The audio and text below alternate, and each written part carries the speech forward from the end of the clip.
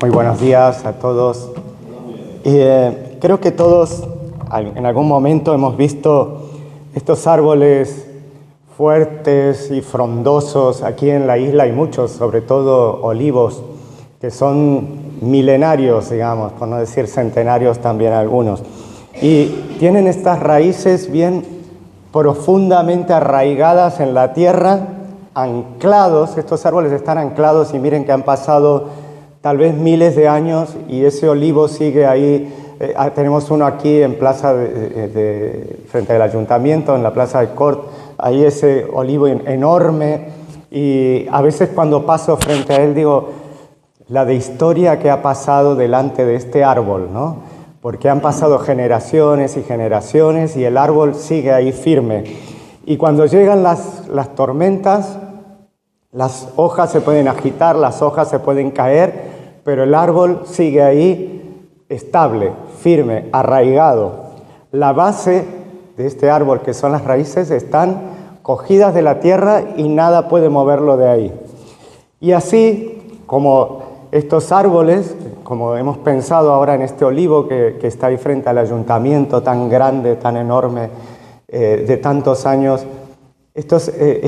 como estos árboles es la clave de nuestra relación con Dios, ¿no? Si estamos arraigados firmemente en Dios, en Él, ninguna falsa enseñanza o ataque del enemigo nos podrán derribar. Y esto es lo que hoy el apóstol Juan nos está planteando, ¿no? En ese tiempo, en la iglesia, en los primeros años del cristianismo, habían movimientos que ya Satanás usaba para intentar derribar a los primeros cristianos. Y se colaban enseñanzas dentro de la iglesia sutilmente.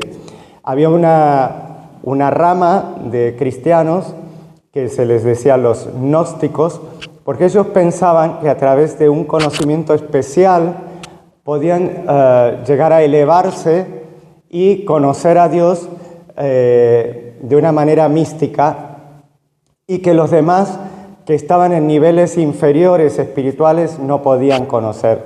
Entonces, esto confundía a los creyentes más débiles en la fe y hacía que muchos incluso abandonaran la fe. Y creo que todos estamos de acuerdo en que hoy en día también vivimos tiempos donde hay confusión espiritual en las iglesias. Se levantan falsas doctrinas y se han levantado falsas doctrinas, por eso hay sectas, y debilitan también las relaciones entre los creyentes, haciendo que muchos se alejen de la verdad, porque hay separaciones en la iglesia y muchos quedan heridos y abandonan las enseñanzas del Señor. La carta de Juan nos advierte sobre esto, nos llama a fortalecer nuestra relación con Dios, y no solamente nuestra relación con Dios, sino con nuestros hermanos en la fe. A través de este pasaje que hemos leído, de 1 Juan, capítulo 2, del versículo 18 al 27, vamos a ver cómo podemos permanecer firmes en las enseñanzas que hemos tenido desde el principio, evitando el engaño del mundo, fortaleciendo nuestra comunión con Dios y cultivando relaciones genuinas con nuestros hermanos en Cristo. Entonces, de esta frase tenemos 3 puntos principales que vamos a desarrollar. Uno, el primer punto es permanecer en la verdad. Del versículo 18 al 19 vamos a estar analizando esto. El segundo punto es la unción del Espíritu. De los versículos 20 al 21 y el versículo 27 vamos a estar analizando este punto. Y el tercero es la relación entre hermanos. Del versículo 22 al 26 vamos a ver qué nos dice Juan de la relación entre hermanos. Y vamos al primer punto. Espero que la voz me acompañe porque he pasado una semana un poco constipado y ahora ya estoy mejor, pero no quería dejar pasar esta oportunidad de compartirles este mensaje. Y dice el punto 1, permanecer en la verdad, el peligro de los anticristos. Vamos a repasar el versículo 18 y el 19. Dice: hijitos, ya es el último tiempo, y según vosotros oísteis que el anticristo viene, así ahora han surgido muchos anticristos. Pero por esto conocemos que es el último tiempo. Salieron de nosotros, pero no eran de nosotros, porque si hubiesen sido de nosotros, habrían permanecido con nosotros, pero salieron para que se manifestase que no todos son de nosotros. Y aquí tenemos el peligro de las falsas doctrinas. El apóstol Juan, aquí en estos versículos, nos está advirtiendo que surgirán engañadores que buscan apartarnos de la verdad. A través de la historia lo hemos visto, ¿no? Se ha cumplido lo que dijo Juan. Nos dice que en el final de los tiempos aparecerá el anticristo. Literalmente el anticristo significa alguien que se opondrá a Cristo, pero no solo esto, sino que también se pondrá en el lugar de Cristo. Pero también a los engañadores que han ido apareciendo a lo largo de la historia, antes de que aparezca este anticristo definitivo, él los llama anticristos. ¿Por qué? Porque en ellos está el espíritu del anticristo. ¿Esto qué es? Es una fuerza de maldad con los mismos propósitos que el anticristo, los cuales hubieron en la época de los primeros cristianos, a lo largo de la historia, y habrán hasta que aparezca el anticristo definitivo, podemos decir, ¿no? Y él dice que esto sucedería en los últimos tiempos, y es que desde que Cristo ascendió al cielo vivimos en los últimos tiempos. Todo este tiempo es el tiempo de la gracia hasta que Cristo vuelva. No todo el que se llama cristiano, nos dice Juan en el versículo 19, permanece en la fe genuina. Decir que uno es cristiano, actuar como cristiano, ser una buena persona, hacer buenas cosas, no significa realmente ser cristiano, porque eso cualquiera lo puede aparentar. Seguramente todos conocemos gente fuera que aparentan ser muy buenas personas, pero sabemos que no lo son. Por eso, en realidad, aunque aparenten ser cristianos, sus corazones están alejados de Dios. Y les voy a contar una historia real, una historia que sucedió en Inglaterra. No sé exactamente la época en la que sucedió, pero pasó de verdad. Un pastor de una iglesia muy grande de Londres recibió un día una visita inesperada. Un joven se acercó a la iglesia y pidió una cita para hablar con él. Este hombre, muy ocupado y tal, accedió a tener la entrevista con este joven. Y por el aspecto del joven, él vio que era un chico que venía de los barrios más pobres, ¿no?, de la ciudad. Entonces, el pastor dio por hecho de que le iba a pedir ayuda económica o una ayuda de alimentos, social, un lugar donde vivir, alguna cosa de estas, porque esta iglesia tan grande, tan importante de Londres, se destacaba principalmente por su labor social en la comunidad. Pero el pastor quedó sorprendido cuando el muchacho le dijo algo que era muy diferente a lo que él esperaba. Este chico le dijo que no, que él no necesitaba nada material, que lo único que quería era que este pastor vaya a hablar con su madre, que se encontraba en una fase terminal de una enfermedad y su muerte ya era inminente. Se trataba, su madre era una conocida prostituta de los suburbios de Londres. Y esta mujer quería ajustar sus cuentas con Dios antes de morir. De camino al pobre cuartucho donde se encontraba esta demacrada mujer, ya en su fase terminal, el pastor iba pensando, ¿yo ahora qué le digo a esta mujer y a este chico que han venido para aquí? Realmente él estaba acostumbrado a ayudar a la gente de una forma práctica, de una forma material.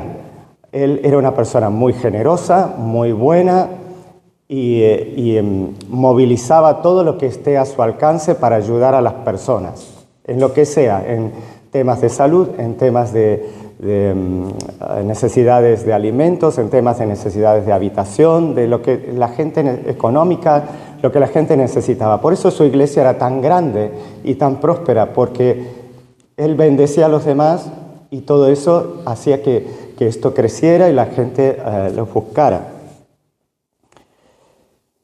Pero hasta ahora, él pensaba, realmente nunca he ayudado de manera espiritual a nadie.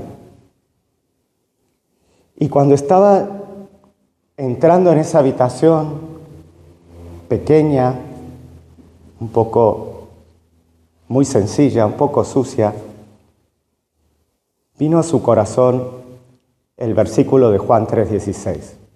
Un versículo que todos conocemos, incluso él lo conocía, era pastor, pero ya lo había olvidado.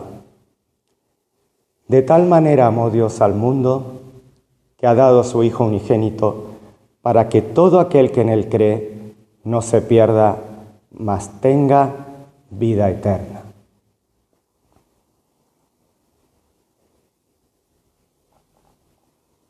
Esa mujer ese día ajustó sus cuentas con Dios, confió en Él para conseguir esa ansiada paz que buscaba antes de partir de este mundo. Descansó en su gracia y descansó por la eternidad con Él. Pero luego el pastor diría, ese día no solo cambió la vida de esa desgraciada mujer, sino también la mía. Porque yo estaba tan ocupado haciendo que me había olvidado de ser. No estaba siendo. Él estaba tan ocupado en hacer de cristiano que se había olvidado en ser cristiano.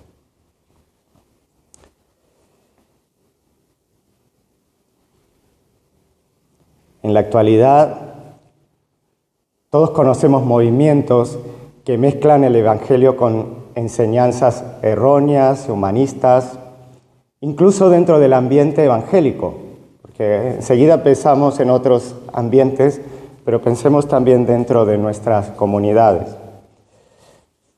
Por lo que debemos estar muy atentos.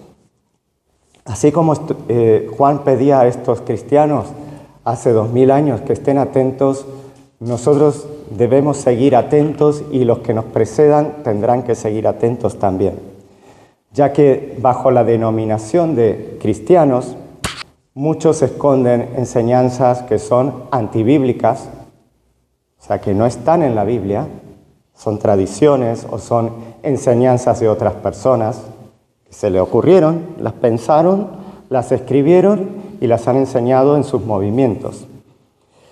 Hay terribles herejías y incluso ambiciones egoístas de personas que lo único que buscan es el poder y que buscan el reconocimiento de las demás personas. Entonces, para no caer en estas modas, en estos movimientos, en estas enseñanzas que no son bíblicas, hay una solución y está a nuestro alcance.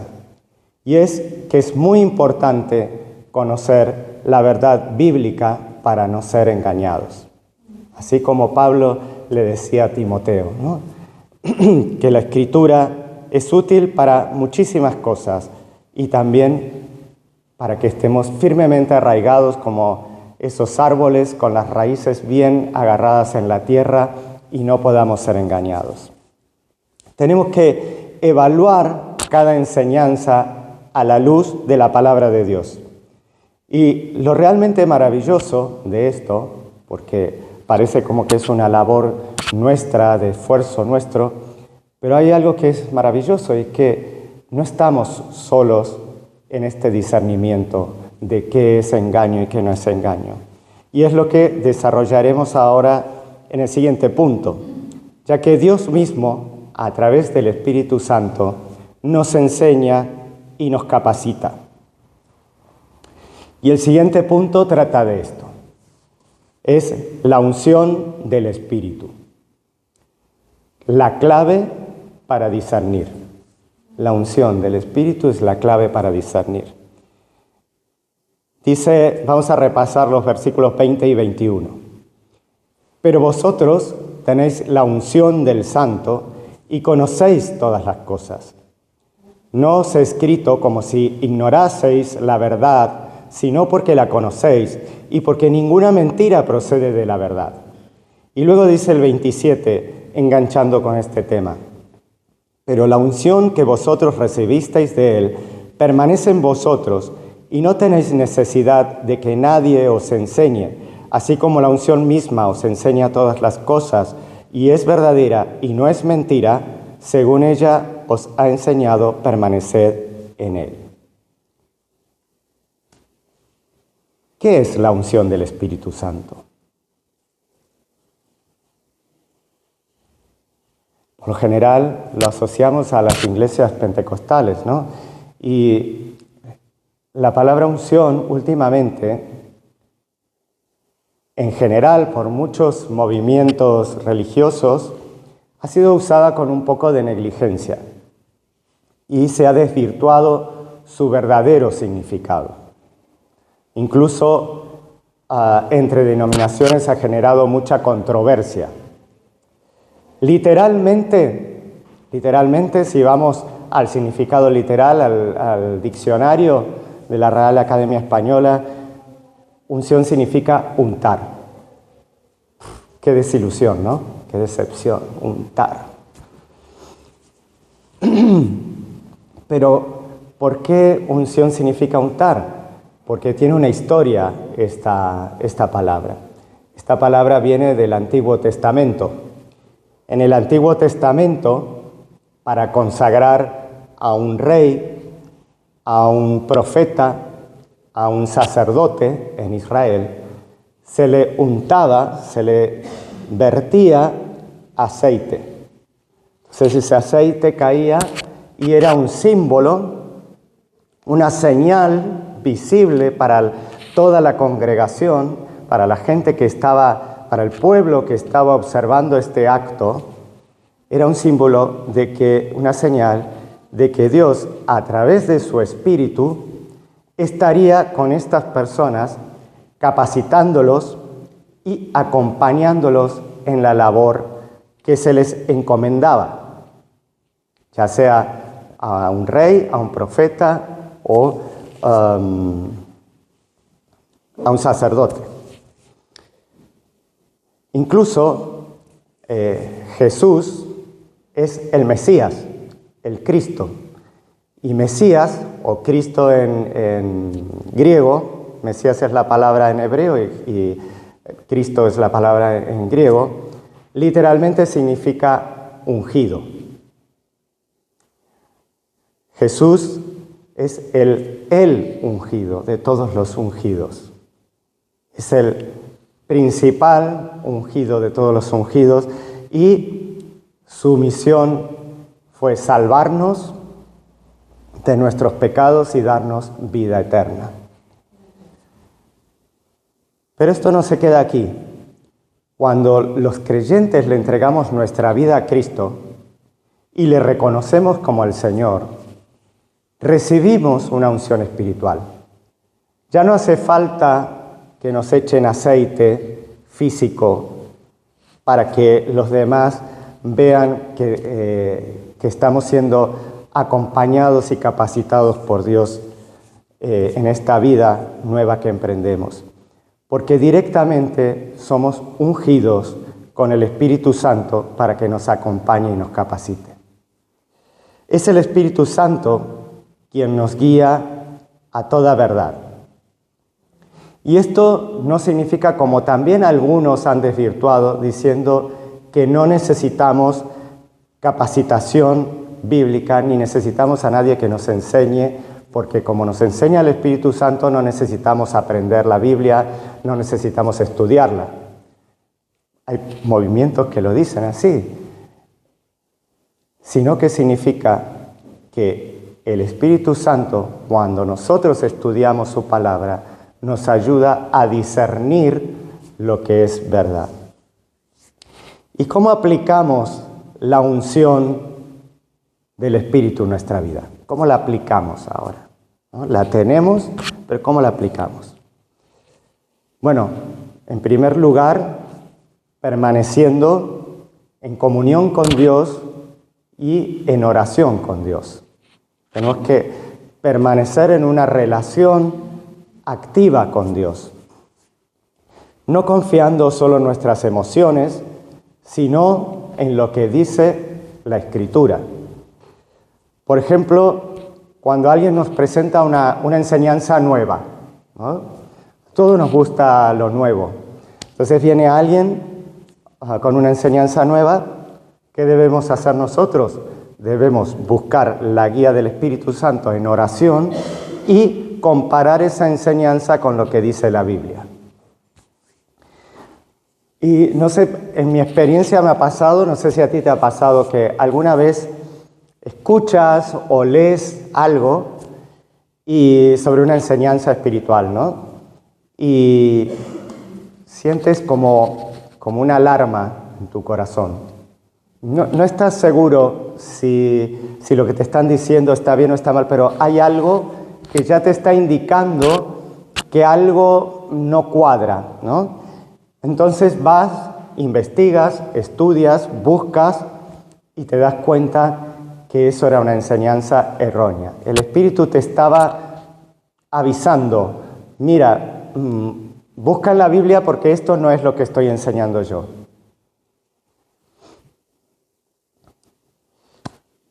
Y hay un tercer punto del que derivan estos puntos que hemos visto anterior, y que es la relación entre hermanos. Y la relación entre hermanos es la evidencia de que permanecemos en Cristo. Vamos a leer el versículo, del versículo 22 al 26. ¿Quién es el mentiroso? Sino el que niega que Jesús es el Cristo. Este es anticristo, el que niega al Padre y al Hijo. Todo aquel que niega al Hijo tampoco tiene al Padre. El que confiesa al Hijo tiene también al Padre. Lo que habéis oído desde el principio permanezca en vosotros. Si lo que habéis oído desde el principio permanece en vosotros, también vosotros permaneceréis en el Hijo y en el Padre. Y esta es la promesa que Él nos hizo, la vida eterna. Os he escrito esto sobre los que os engañan. Los mentirosos, ¿qué hacen? Dicen una cosa, pero hacen otra. No hacen lo que dicen. Con sus acciones niegan que Jesús es el Cristo. Aunque lo digan, luego lo niegan con su vida. Y con sus falsas enseñanzas, lo que hacen es alejar a las personas del mensaje que hemos recibido desde el principio, incluso desde la misma propia boca de Jesús. Lo hemos citado hace un momento, las palabras de Jesús, que dijo: de tal manera amó Dios al mundo, que ha dado a su Hijo unigénito, para que todo aquel que en él cree no se pierda, mas tenga vida eterna.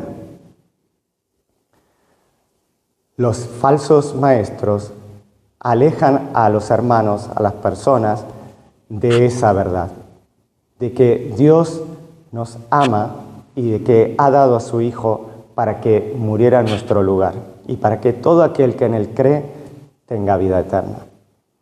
Los falsos maestros dividen, pero la verdadera fe une a los creyentes. Y ahí podemos saber si ese maestro es falso, cuando hay división. Dice Judas 1:19. Estos son los que causan divisiones, los sensuales que no tienen al Espíritu. La comunión con Dios afecta nuestra comunión con los demás. No podemos decir que permanecemos en Cristo y al mismo tiempo no amar a nuestros hermanos. Y ahí es donde se ve cuando los maestros son falsos, cuando son anticristos y cuando son verdaderos maestros. Entonces, ¿cómo podemos fortalecer la comunión entre los hermanos? Pues, como dice Santiago 5:16, orando unos por otros. Como dice Gálatas 6:1, corrigiéndonos con amor cuando alguien se aparta de la verdad. Como dice Filipenses 2:15, siendo luz en medio de la confusión. Y una reflexión para que cada uno nos hagamos es: ¿yo estoy promoviendo la unidad o estoy causando división en la iglesia? Porque esto va a ser el termómetro que va a marcar cómo está mi relación con Dios, cómo está mi grado de comunión con Dios.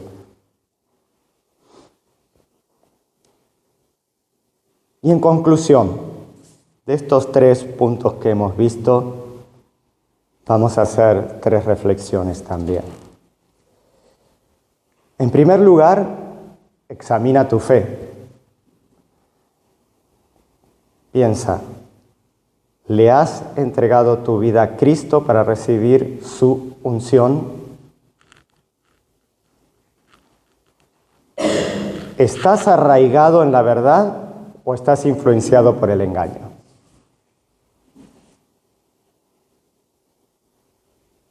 ¿Permites que el Espíritu Santo te guíe cada día y lo buscas en su palabra? Segundo punto es, si te has alejado, hoy es el momento de regresar. Renueva tu comunión con Dios. Permanece en Cristo. No lo dejes para mañana. Y hay un tercer punto, que es, si Dios te lo muestra así, restaura tus relaciones. Busca la unidad, ama a tus hermanos, ora por quienes necesitan volver a la verdad. No causes división, no causes separación, críticas. No dejes que el engaño del mundo apague la luz de Cristo en tu vida. La verdadera fe se vive, no solo se dice. Y para que cada uno de nosotros lo pensemos en nuestro corazón, ¿no? De todo esto que hemos visto hoy, ¿qué decisión voy a tomar hoy en mi vida?